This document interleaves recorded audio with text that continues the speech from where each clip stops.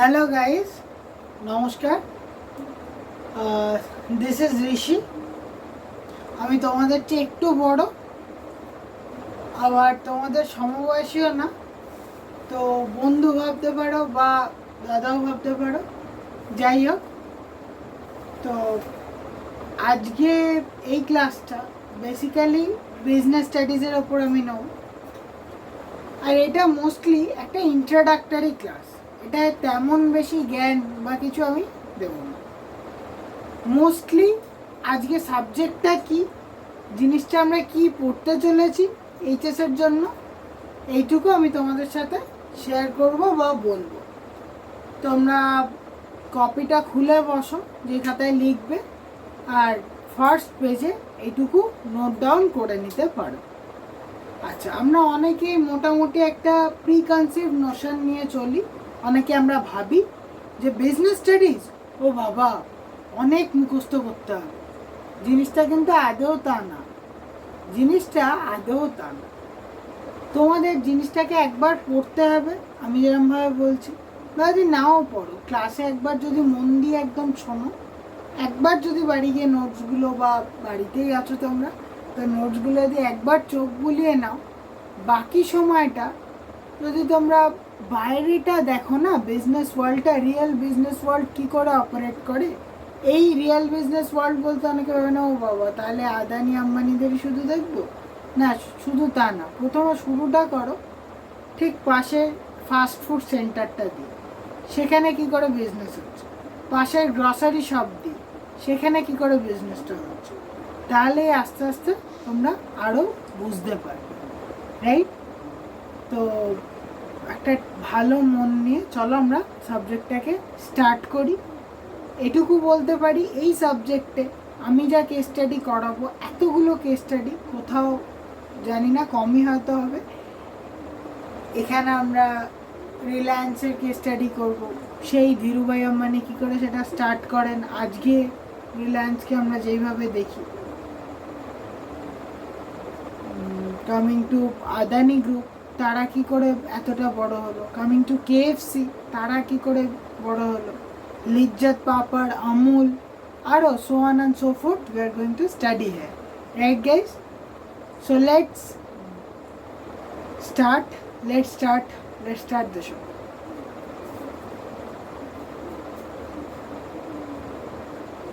Business studies.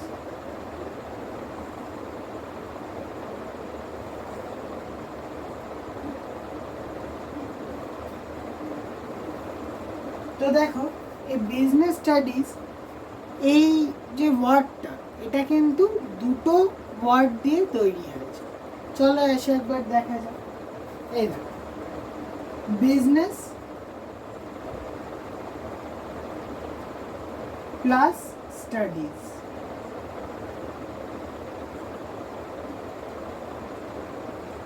এই দুটো word নিয়ে কিন্তু এসেছে কি, বিজনেস স্টাডিজ, এটা আর এটা। আচ্ছা, ফার্স্টে কি, ফার্স্ট এখানে ইম্পর্টেন্ট হচ্ছে, দেখো ফার্স্ট ইম্পর্টেন্ট হচ্ছে এখানে বিজনেস। তো এই যে আমি আবারও বললাম যে বইয়ের পড়ার থেকে বাইরেটাকে জানা কিন্তু ইম্পর্টেন্ট, কারণ বিজনেস কিন্তু শুধু বইয়ের পড়া দিয়ে হয় না। তো একটু বোঝা যাক বিজনেস কি। তোমাদের কাছে এটা মোটামুটি ধারণাটা ক্লিয়ার, তাও আমি একবার বলে দিচ্ছি। কাউকে এটা শেখানোর তো কিছু নেই যে ব্যবসা কি, তাও আমি একবার বলি যে যখন জিনিসপত্র কেনা বেচা হচ্ছে, purchase and sale of goods, যখন কন্টিনিউয়াসলি হচ্ছে, আর কেন হচ্ছে না, পয়সা রোজগার করার জন্য। কেউ তো লস করার জন্য ব্যবসা করে না। হ্যাঁ, দেয়ার মাইট বি লসেস, কিন্তু কেউ তো আর লস করবে বলে বছরের পর বছর, বছরের পর বছর লস করার জন্য তো বিজনেস করে না। Ultimate aim is to earn profit, ultimate aim is to maximize the wealth of the share holders, বা যাই বলতে পারো, বা বিজনেসম্যান। তো এখানে বিজনেসে কি হচ্ছে না, purchase and sale of goods or services.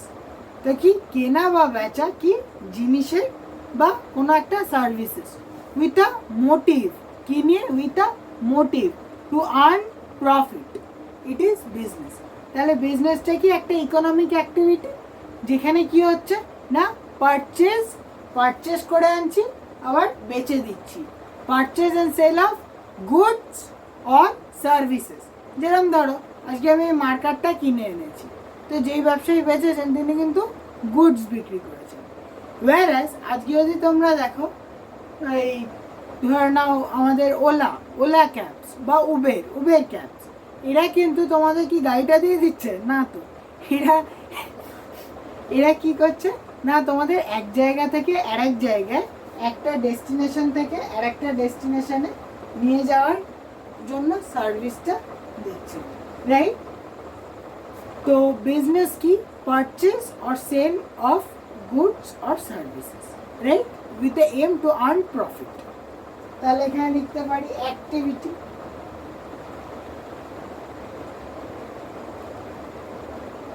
Activity কিসের অ্যাক্টিভিটি? না দেখো, পারচেজ অ্যান্ড সেলস। আচ্ছা, অ্যাক্টিভিটিটা কেন করছি? Profit motive.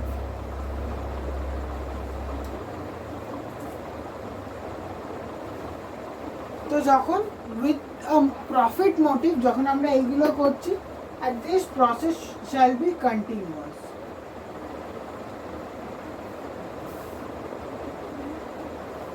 This process shall be continuous. যখন কন্টিনিউয়াসলি পারচেস করছি আর বেচে দিচ্ছি, পারচেস করছি বেচে দিচ্ছি, মাঝখানে মুনাফাটা বা প্রফিটটা আমার বিজনেসে অ্যাড অন হচ্ছে, এটাকেই গাইজ আমরা কি বলি? না, বিজনেস।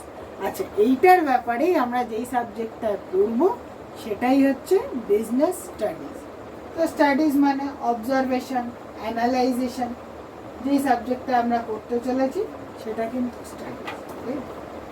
তো এবার তো বিজনেস স্টাডিজে মোস্ট ইম্পর্টেন্ট জিনিসটা কি? মোস্ট ইম্পর্টেন্ট জিনিসটা স্টাডিজ কিন্তু না, স্টাডিজ তখনই হবে যখন ব্যবসাটা থাকবে। তো বিজনেস স্টাডিজে মোস্ট ইম্পর্টেন্ট হচ্ছে business, and business is not boring, right? তো let's start.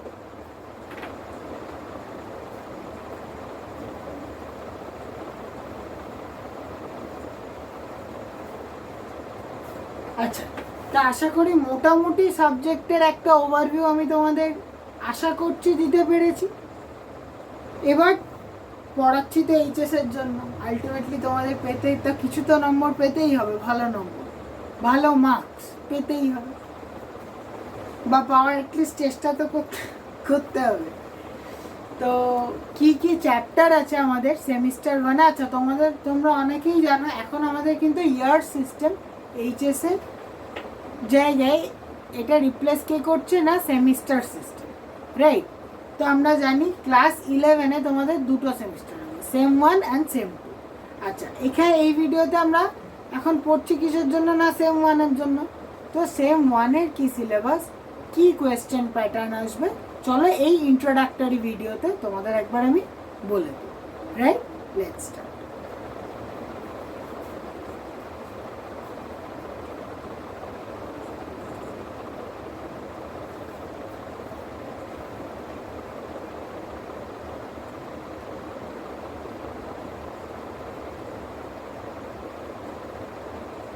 Nature and purpose of business.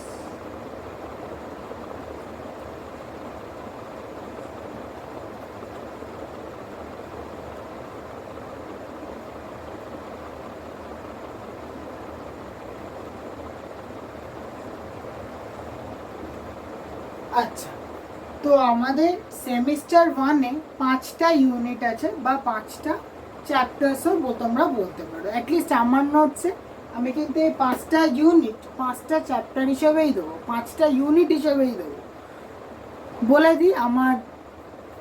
আচ্ছা, সে নয় পরে দেখা যাবে, কিন্তু আমার নোটসে এই 5টা ইউনিট 5টা চ্যাপ্টারের মতোই থাকবে। এটা টোটালি একটা স্ট্রাকচার কোর্স হতে চলেছে। এবার বলি nature and purpose of business.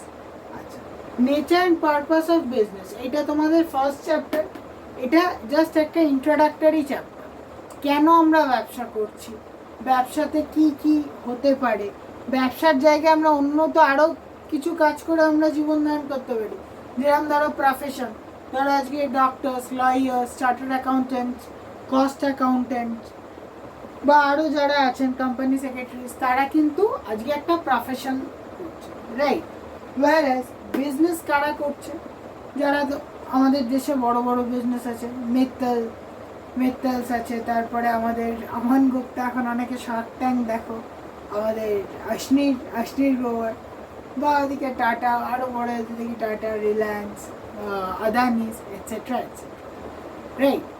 তো ব্যবসা আমরা কেন করছি, করে কি লাভ হবে, কেন আমরা এই জিনিসটায় আসছি, বা এটা আমরা এই চ্যাপ্টারটা পড়ছি, এছাড়া আমরা কি পড়ছি না, এই পুরো যে সিলেবাসটা, এই সিলেবাসটাতে তোমাদের কি বলা হয়েছে, রাইট? তার একটা সামারি বা তার একটা ইন্ট্রোডাকশন, এটা আমরা ফার্স্ট ইউনিটে বা ফার্স্ট চ্যাপ্টারে দেখতে পাই। আচ্ছা, বলে রাখি পুরো পেপারটাই কিন্তু এমসিকিউ পেপার হতে চলেছে।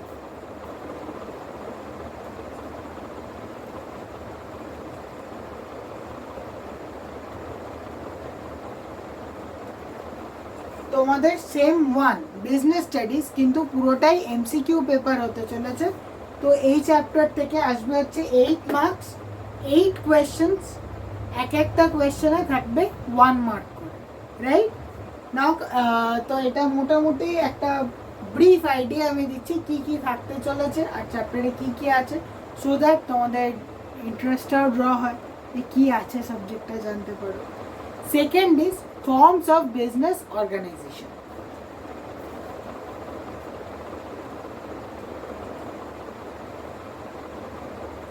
Forms of business organization.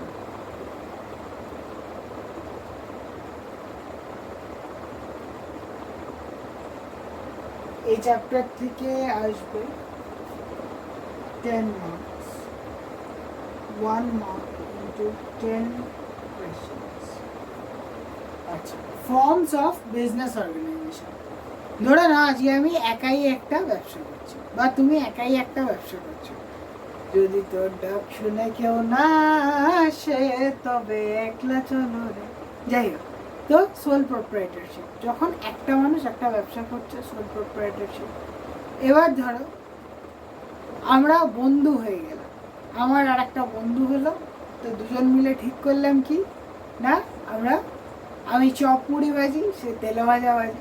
তো চপ মুড়ি আর সে কিছু তেলে ভাজা করছিল আর তার সাথে চা ছিল, তো আমি বললাম চ ভাই আজকে থেকে আমি তেলে ভাজাটা পুরোটা দেখবো, তুই চায়ের ব্যবসাটা। তো দুজনে মিলে একসাথে হয়ে গেল। তো এটা কি হয়ে গেল গাইস, পার্টনারশিপ। এবার যখন অনেক বড় ধরনের একটা ব্যবসা চলছে, একটা কোম্পানি ফর্মের বিজনেস, তো সেখানে আমরা কোম্পানি ফর্মের বিজনেস কিরকম দেখতে পাই না, রিলায়েন্স, না আদানিস, না আজকে TCS, right?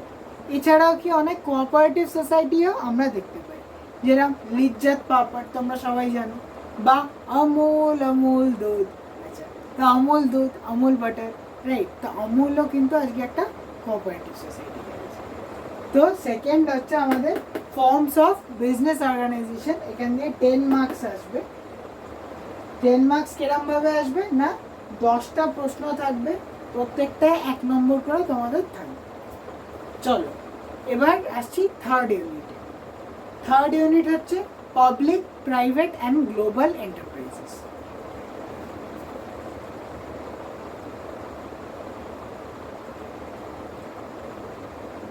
Public, private and global enterprises.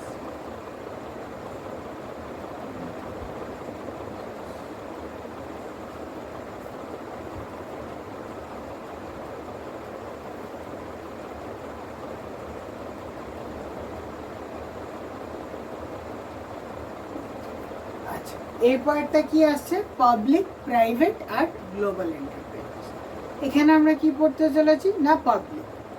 ফার্স্টে প্রাইভেট থেকে শুরু করি। তো প্রাইভেট কি, কিছু একদম কিছু মানুষের কাছে ওনারশিপ যখন কক্ষিগত করা থাকে বা সেন্ট্রালাইজড ওনারশিপ হয় খুব কম মানুষের কাছে, তখন সেটা প্রাইভেট এন্টারপ্রাইজ হিসেবে ট্রিট করি। ওয়ারাজ যখন পাবলিক অ্যাট লার্জের থেকে আমরা পয়সা তুলি সেটা কিন্তু পাবলিক এন্টারপ্রাইজ। অ্যান্ড আগেন, সব কোম্পানি গ্লোবাল হয় না, সব কোম্পানি একটা দেশে থাকে না, তো সেটা হচ্ছে গ্লোবাল এন্টারপ্রাইজ। যেমন ধরে না KFC আজকে কিন্তু একটা দেশে অপারেট করে না গাইজ, অনেক দেশে অপারেট করে। আজকে আমরা যদি দেখি ম্যাকডি কিন্তু একটা দেশে অপারেট করে না, অনেকগুলো দেশে অপারেট করে, রাইট? তো এখানে public, private and global enterprise এটার ব্যাপারে আমরা করতে চলেছি। নাও coming to the fourth unit, which is business services.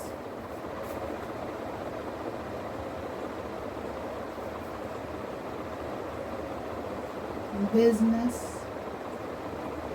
services.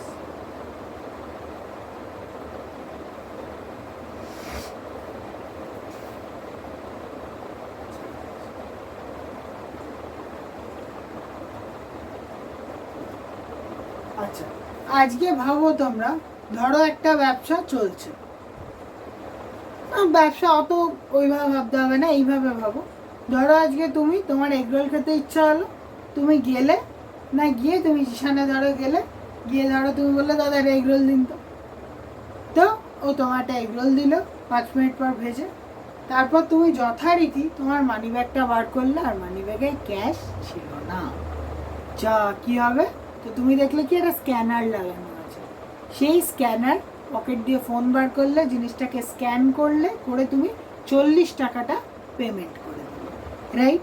তো আজকে ভাবো তো, যদি এই ব্যাংকিংয়ের সার্ভিস না থাকতো তাহলে কি এই ব্যবসা চলতো?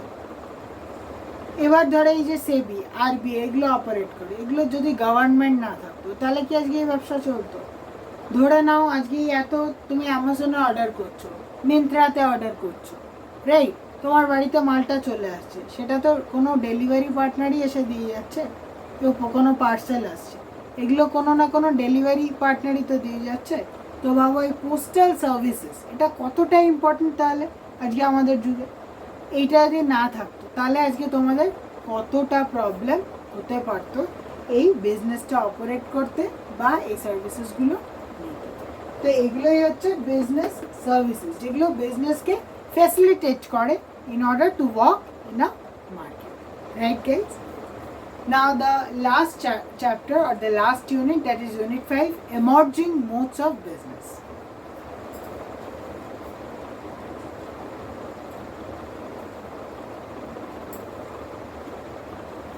Emerging modes of business.